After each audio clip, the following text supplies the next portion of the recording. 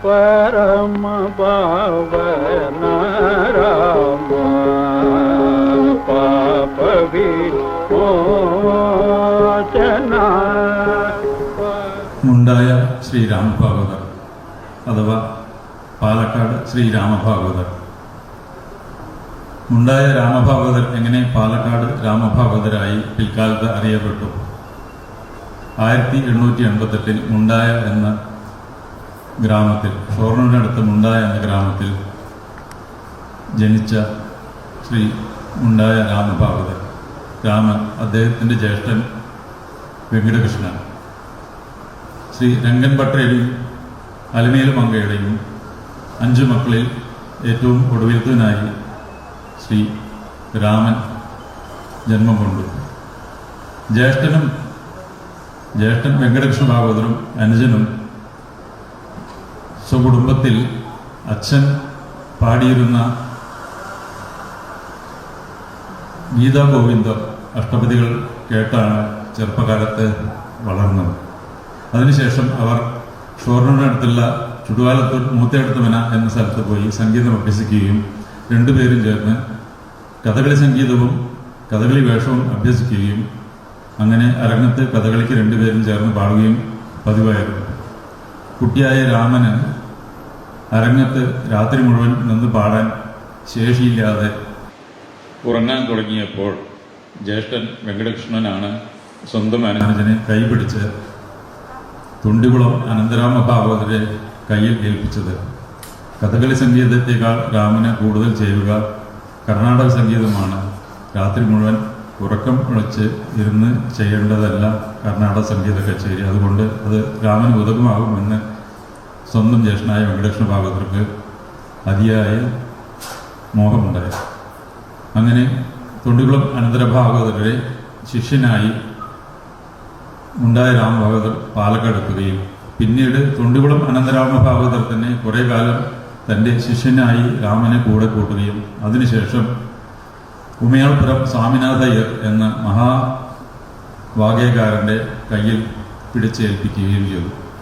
അവിടെ നിന്നോട്ട് ചരിത്രമാണ്.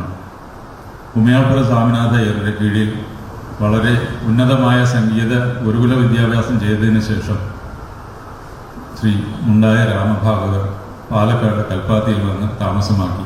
അങ്ങനെ പിൽക്കാലത്ത് അദ്ദേഹം പാലക്കാട് രാമഭാഗവതർ എന്ന് അറിയപ്പെട്ടു. ഇവിടെ ഈ പഴയ കൽപ്പാത്തിയിൽ ഈ അമ്പലത്തിന് തൊട്ടടുത്ത് തന്നെയുള്ള ഒരു ഗൃഹത്തിലായിരുന്നു താമസം. ആ ഗൃഹം പിൽക്കാലത്ത് അദ്ദേഹം വാങ്ങിക്കുകയും തൻ്റെ ഗുരുവിനോടുള്ള അമിതമായ സ്നേഹം കാരണം ആ വീടിന് ഗുരുപ്രസാദ് എന്ന് പേരിടുകയും ചെയ്തു. കർണാടക സംഗീതത്തിൽ അദ്ദേഹത്തിൻ്റെ സംഭാവന എന്താണെന്ന് ചോദിച്ചാൽ ഏകദേശം 35ഓളം ജതിസ്വരങ്ങൾ അദ്ദേഹം രചിച്ചിട്ടുണ്ട്. നമുക്കറിയാം, ഒരു ജതിസ്വരം നമുക്ക് പാടാൻ തന്നെ വളരെ ബുദ്ധിമുട്ടാണ്. അങ്ങനെയുള്ള സമയത്ത് 35 ജതിസ്വരങ്ങൾ ഒരാൾ രചിക്കണമെന്നുണ്ടെങ്കിൽ അദ്ദേഹത്തിൻ്റെ സംഗീത മഹിമയെ നമുക്ക് എങ്ങനെ വിലയിരുത്താമെന്ന് അവരവർ തന്നെ മനസ്സിൽ കൊണ്ടു നടന്നാൽ മതി. കൽപ്പാത്തിയിൽ നിന്നും ഒരു സംഘം ആളുകൾ എല്ലാ വർഷവും തിരുവയ്യാറിൽ ത്യാഗരാജ ആരാധനയ്ക്ക് പോകുമായിരുന്നു. അതിൽ പാലക്കാട് രാമഭാഗവതരും അദ്ദേഹത്തിൻ്റെ സമകാലീനായ ചാത്തപുരം ശ്രീ സുബ്ബയ്യരും ഉണ്ടായിരുന്നു. 1924 ഒരു ഭയങ്കര മഴയെ തുടർന്ന് ഇവിടുന്ന് ആർക്കും തിരുവയ്യാറിലേക്ക് പോകാൻ സാധിച്ചില്ല. അങ്ങനെ അവർ റെയിൽവേ സ്റ്റേഷനിൽ പോയി തിരിച്ച് കൽപ്പാത്തിയിലേക്ക് വരികയും പക്ഷേ ആ ശ്രമം അവർ അവിടെ ഉപേക്ഷിച്ചില്ല. അവരെന്താണ് ചെയ്തതെന്ന് പറഞ്ഞാൽ തിരുവയ്യാറിൽ എന്നാണ് ത്യാഗരാജ ആരാധന നടത്തുന്നത് അതേ ദിവസം നമ്മൾ കൽപ്പാത്തിയിൽ വെച്ച് നമ്മൾ ഈ ത്യാഗരാജ ആരാധന നമ്മൾ നടത്തും എന്ന് 1924 അവർ തീരുമാനമെടുത്തു. ഒരു വർഷത്തേക്കാണ് അവരത് തീരുമാനം അന്ന് എടുത്തിട്ടുണ്ടാവുക. അങ്ങനെ 1924 കൽപ്പാത്തിയിലുള്ള രാമധ്യാന മഠത്തിൽ വെച്ച് തിരുവയ്യാറിൽ നടക്കുന്ന വകുളപഞ്ചമി അതേ ദിവസം തന്നെ കൽപ്പാത്തിയിലും ത്യാഗരാജ ആരാധന അവർ നടത്തി. പിന്നീട് അത് ചരിത്രമായി മാറി. പിന്നീട് ഒരു വർഷം പോലും അത് മുടങ്ങിയിട്ടില്ല. അങ്ങനെ ആ ത്യാഗരാജ ആരാധന കൽപ്പാത്തിൻ്റെ വേർഷൻ നമുക്ക് പറയാം. കഴിഞ്ഞ വർഷം സെന്റിനറി സെലിബ്രേഷൻസ് ശതാബ്ദി ഇവിടെ ആഘോഷിച്ചു. കൽപ്പാത്തി ത്യാഗരാജ ആരാധനയുടെ സെന്റിനറി സെലിബ്രേഷൻസ് ഇവിടെ ആഘോഷിച്ചു. അതിൽ വിശിഷ്ടതയേറിയ വന്നത് ഇവിടെ സംഗീത കലാനിധി പത്മഭൂഷൺ ശ്രീ ടി.എൻ. ശേഷഗോപാലൻ സാറായിരുന്നു. അദ്ദേഹത്തിൻ്റെ സാന്നിധ്യത്തിലാണ് എല്ലാ പരിപാടികളും അവിടെ സംഘടിപ്പിച്ചിരുന്നത്. വളരെ വലിയൊരു ശ്രോതാക്കളും കാണികളും അന്ന് അവിടെ ഉണ്ടായിരുന്നു. കഴിഞ്ഞ വർഷവും പാലക്കാട് രാമഭാഗവതർ ട്രസ്റ്റ് എന്ന ഒരു ട്രസ്റ്റ് രൂപീകരിച്ചിട്ടുണ്ട് കുറേ വർഷമായി. അത് രാമഭാഗവതരുടെ കുടുംബാംഗങ്ങൾ ചേർന്നിട്ടുള്ള ഒരു ട്രസ്റ്റാണത്. അവർ എല്ലാവരും സംഘടിച്ച് ഒരു സംഗീത വിദ്യാർത്ഥികൾക്ക് വേണ്ടി ഒരു മത്സരം സംഘടിപ്പിക്കണം. എന്തിനാണെന്ന് വെച്ചാൽ കുട്ടികളിൽ സംഗീതവാസന വളർത്തുകയും കർണാടക സംഗീതം നന്നായി പുറം ലോകം അറിയണമെങ്കിൽ ഇങ്ങനത്തെ മത്സരങ്ങളിൽ കൂടെ മാത്രമേ ഇക്കാലത്ത് സാധിക്കുള്ളൂ എന്നൊരു തിരിച്ചറിവ് കൊണ്ട് മാത്രം നടത്തിയതാണ്. അതിൽ കഴിഞ്ഞ വർഷം 5 പേരെ വിജയികളായി പ്രഖ്യാപിച്ചിരുന്നു. അത് വലിയൊരു വിജയമായിരുന്നു. എന്താണെന്ന് വെച്ചാൽ ഓൺലൈനായി നടത്തിയിരുന്ന ആ സംഗീത മത്സരത്തിൽ ഏകദേശം 32 പേര് കഴിഞ്ഞ വർഷം പങ്കെടുത്തു. അതേ മത്സരം ഈ വർഷവും ഞങ്ങൾ തുടർന്നു കൊണ്ടുപോവുകയാണ്. ഈ വർഷം ഏകദേശം 35 പേര് ആ മത്സരത്തിൽ പങ്കെടുത്തു. അതിൽ നിന്നും ഏറ്റവും മികച്ചതായി ജഡ്ജിങ് പാനലിന് തോന്നിയ 6 പേരെ സെലക്ട് ചെയ്തു. അവർക്ക് ഇവിടെ ഈ സ്റ്റേജിൽ പാടാനും അല്ലെങ്കിൽ അവർ ഇൻസ്ട്രുമെൻ്റാണ് വായിക്കുന്നതെങ്കിൽ അത് വായിക്കാനും ഒരു ചെറിയ ഒരു സമയം നമ്മളിവിടെ ഇന്ന് അലോട്ട് ചെയ്തിട്ടുണ്ട്.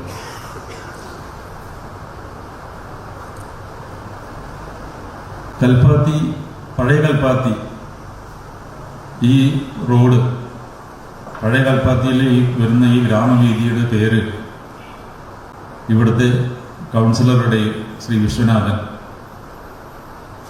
ശ്രീ മഹേഷ്, ഇവിടുത്തെ ഗ്രാമജന സമൂഹം എല്ലാവരുടെയും ശ്രമഫലമായി ശ്രീ പാലക്കാട് രാമഭാഗവത റോഡ് എന്ന് പുനർനാമകരണം 2023 ചെയ്തു. അവർക്ക് ഞങ്ങളുടെ അകൈതവുമായ നന്ദി രേഖപ്പെടുത്തിക്കൊള്ളുന്നു.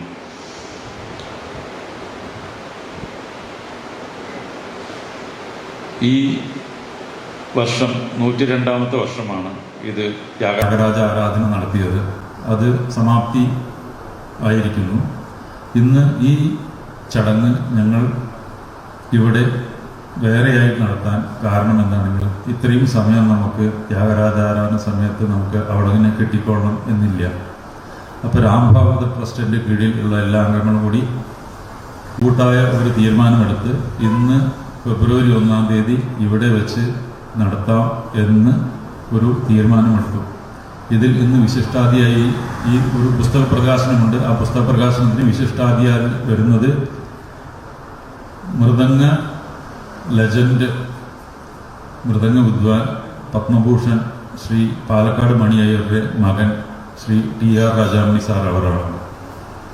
കൂടെ പാലക്കാട് ഫൈനാൻസ് സൊസൈറ്റി സെക്രട്ടറിയായ സുബ്ബരാമൻ സാർ, കൽപ്പാത്തിയുടെ എല്ലാമായ ശ്രീ ഞങ്ങളെല്ലാവരും വളരെ എളിമയോടെ പെരുമാൾമാമ എന്ന് വിളിക്കുന്ന ശ്രീ ലക്ഷ്മിനാരായണൻ സാർ, മുൻ ഡെപ്യൂട്ടി കളക്ടർ, വെറും ഡെപ്യൂട്ടി കളക്ടർ എന്ന് പറഞ്ഞാൽ പോരാ, സംഗീതത്തിനോട് ഉള്ള അമിതമായ ആവേശവും വളരെ വിമർശനമായി സംഗീതത്തെ കാണുകയും സ്വാതി സംഗീത സഭ എന്ന ഒരു ഓർഗനൈസേഷന് നേതൃത്വം നൽകുകയും നിരവധി അറിയപ്പെടാത്ത ചെറിയ ടാലൻറ്റുകളെ പുറത്തേക്ക് കൊണ്ടുപോകാൻ ശ്രമിക്കുകയും ചെയ്യുന്ന ശ്രീ വിജയാംബിക മേഡം, അവരുമാണ് ഇന്നിവിടെ വിശിഷ്ടാതികളായി വന്നിരിക്കുന്നത്. എല്ലാവരെയും നിങ്ങളെ എല്ലാവരെയും ഈ വേദിയിലേക്ക് സ്വാഗതം ചെയ്തുകൊള്ളുന്നു. പ്രശസ്തിയുടെ പിന്നാലെ പോകാത്തത് കാരണം കൊണ്ട് മാത്രം പുറംലോകം അറിയപ്പെടാതെ എന്ന പാലക്കാട് ജില്ലയിലെ അതിമഹാരന്മാരായ പല സംഗീതജ്ഞരും പാലക്കാടിൻ്റെ പുറം ലോകത്ത് ജീവിച്ചിരുന്നു. അതിൽ ഒരാളായിരുന്നു പാലക്കാട് രാമഭാഗവതർ. അദ്ദേഹത്തിൻ്റെ ജ്യേഷ്ഠൻ മുണ്ടായ വെങ്കടകൃഷ്ണ ഭാഗവതർ. ഒരു സഹോദര ബന്ധം എങ്ങനെയായിരുന്നു എന്ന് ഉത്തമ ഉദാഹരണത്തോടുകൂടി നിങ്ങൾ പറയണമെങ്കിൽ, ജ്യേഷ്ഠൻ ദിവംഗതനായി അധികം താമസിയാതെ അനുജനും അദ്ദേഹത്തിൻ്റെ ചുവട് പിടിച്ച് ഉന്നതനായി. അത്ര ആത്മബന്ധമായിരുന്നു അവർ തമ്മിൽ എന്നാണ് അറിയപ്പെടുന്നത്. പാലക്കാട് രാമഭാഗവതർ 35 ജതിസ്വരങ്ങൾ രചിച്ചിരുന്നുവെന്ന് വളരെ അടുത്താണ് സ്വാമിനാഥ സാർ മൂലം അറിയാൻ മനസ്സിലായത്. അത്ര കണ്ട് അവർ ഉള്ളുവലിഞ്ഞ് ജീവിച്ചിരുന്ന മനുഷ്യന്മാരായിരുന്നു, സംഗീതജ്ഞന്മാരായിരുന്നു. തൻ്റെ ശിഷ്യന്മാരും അതുമാതിരിയായിരുന്നു. തൻ്റെ ശിഷ്യന്മാരിൽ പ്രധാനികളായിരുന്നു KV നാരായണസ്വാമി, പുതുക്കോട് കൃഷ്ണമൂർത്തി സാറ്, എൻ്റെ അച്ഛനായ രംഗനാഥൻ, കാഞ്ഞൂർ കൃഷ്ണ നമ്പൂരിപ്പാട്, ഒളപ്പവണ്ണ വാസുദേവൻ. ഇവരെല്ലാം സമകാലീനായിരുന്നു, ഒരുമിച്ച് പാട്ട് പഠിച്ചിരുന്നു. പുതുക്കോട് കൃഷ്ണമൂർത്തി സാറ് അനേകം കൃതികൾ രചിച്ചിട്ടുണ്ട്. വളരെ പ്രഥമ ശിഷ്യനാണ് രാമഭാഗവതരുടെ. ഗുരു എങ്ങനെയായിരുന്നു വെച്ചാൽ അതുമാതിരിയായിരുന്നു ശിഷ്യനും. ഏകദേശം 200 കൃതികളോളം രചിച്ചിട്ടുണ്ട്. ഇതെല്ലാം അദ്ദേഹം പൂജാമുറിയിൽ വെച്ച് കൂട്ടിയിരിക്കുകയായിരുന്നു. അത് വളരെ അടുത്ത കാലത്താണ് നമ്മളെല്ലാവരും അറിയുന്ന ഡോക്ടർ ബേബി ശ്രീറാം അതെല്ലാം പുതുക്കോട് കൃഷ്ണമൂർത്തി സാറിന്റെ മകളുടെ കയ്യിൽ നിന്നും വാങ്ങിച്ച് ഇതെല്ലാം ചിട്ടപ്പെടുത്തി 100 കൃതികൾ ചിട്ടപ്പെടുത്തി കഴിഞ്ഞു. അപ്പോൾ അത് പുസ്തകമായിട്ടുണ്ട്. അതിപ്പോൾ യൂട്യൂബിലെല്ലാം വളരെ ലഭ്യമാണ്. വളരെ മനോഹരമായി ബേബി ശ്രീറാം അത് ചിട്ടപ്പെടുത്തിയിട്ടുണ്ട്. വളർന്നു കുട്ടികൾ അതെല്ലാം പഠിക്കണം, ഏതെങ്കിലും ഒരു കൃതികളെങ്കിലും പഠിക്കണമെന്ന് ഞാൻ വളരെ വിനീതമായി അഭ്യർത്ഥിക്കുന്നു. രാമഭാഗവതർ ആസ് എ ഒരു ഗുരു എങ്ങനെയായിരിക്കണം എന്നുള്ളതിൻ്റെ ഉദാഹരണമാണ് രാമഭാഗവതർ. സംഗീതം പഠിപ്പിക്കലല്ല സംഗീത അധ്യാപകന്റെ ജോലി. സംഗീതം തൻ്റെ കീഴിൽ പഠിക്കുന്ന സംഗീത വിദ്യാർത്ഥികളെ സ്വരജ്ഞാനികളാക്കുന്നതാണ് സംഗീതാധ്യാപകന്റെ ജോലി. എന്താണ് സ്വരജ്ഞാനി എന്ന് പറഞ്ഞാൽ? ഒരു കീർത്തനം ഒരു വരി പറഞ്ഞു കൊടുത്താൽ അത് അപ്പം തന്നെ സ്വരപ്പെടുത്തണം. അതിനുള്ള ജ്ഞാനം ഉണ്ടാക്കലാണ് ഒരു ഗുരുവിൻ്റെ ധർമ്മം എന്ന് മനസ്സിലാക്കിയിട്ടാണ് രാമഭാഗവതർ തൻ്റെ ശിഷ്യന്മാരെ പഠിപ്പിച്ചിരുന്നത്. അതിലെന്തെങ്കിലും തെറ്റുണ്ടെങ്കിൽ തിരുത്തുക മാത്രമാണ് ഒരു ഗുരുവിൻ്റെ ധർമ്മം. അതാണ് രാമഭാഗവതർ. പരമ ഭാവന രാമ പാപ വിമോചന